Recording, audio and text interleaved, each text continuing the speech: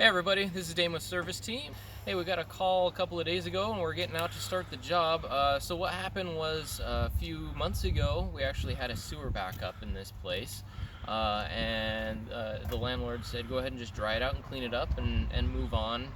Well, that's obviously not the proper way to do things. And so now we had it happen again.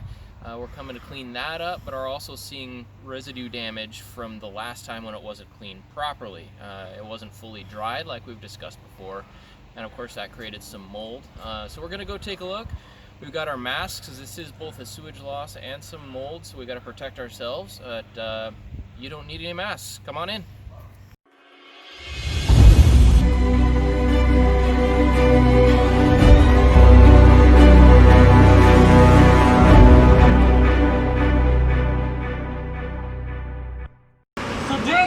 I've walked everybody through kind of what's going on here in general, but it's not very often we get to see an early part of the job. Can you walk us through what's going on right now? Alright, what's going on right now is last night we came in and we did a moisture map to see what areas were affected and how much. Okay. And we went through and we kind of gave the tenants a little run through of here's what we're going to do, here's what we need to do. Now today we've come through and now we're setting up our containment to prevent any other cross-contamination. And right now we're sealing off the stairs so we can get our negative air. The machine you hear in the background is a dehumidifier. That is preventing any other moisture from wicking up and causing any secondary damage. We have our air scrubber in the other room. That's going to help suck out a lot of the bad air and the odors.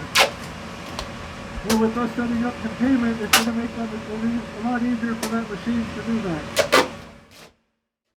So we moved outside so we could hear you a little bit better, Jake. So kind of walk us through past containment. What are the next steps? The next steps are, since yesterday we found out the areas that were affected, and you saw some of them with the linoleum and the carpet that I was pointing at.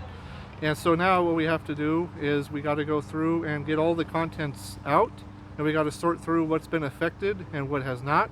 What has not, we're going to take back to our storage unit. What has been affected is either going to get thrown away, or we can send them off and have them cleaned professionally. Then after that, we're going to be able to go through and tear up our linoleum, tear up our carpet, our pad, anything that's been affected, baseboards, drywall, stuff like that.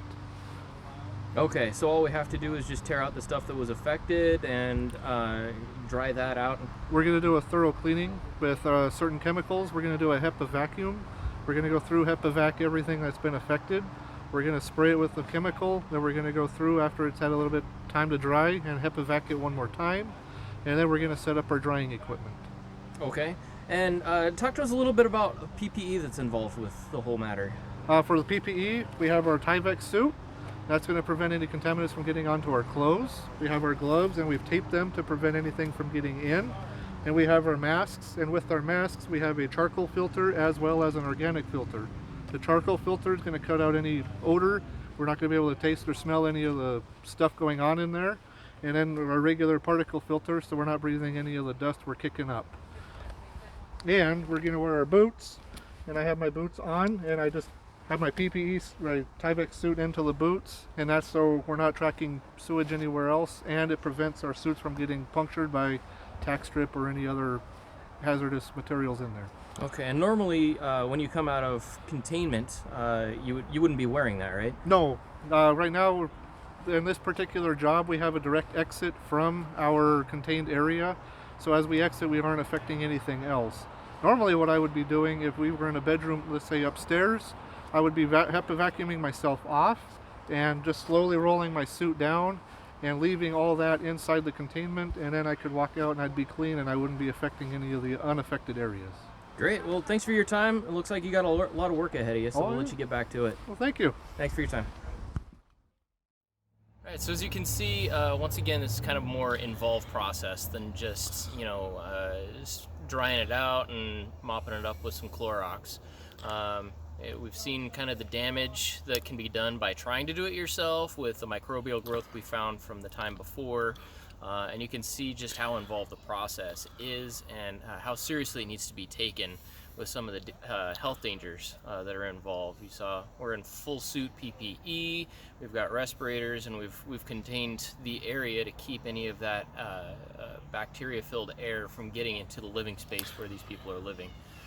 So hopefully you take that to heart. If you do have something like this happen, give us a call. If nothing else, we'll come take a look and let you know what we think.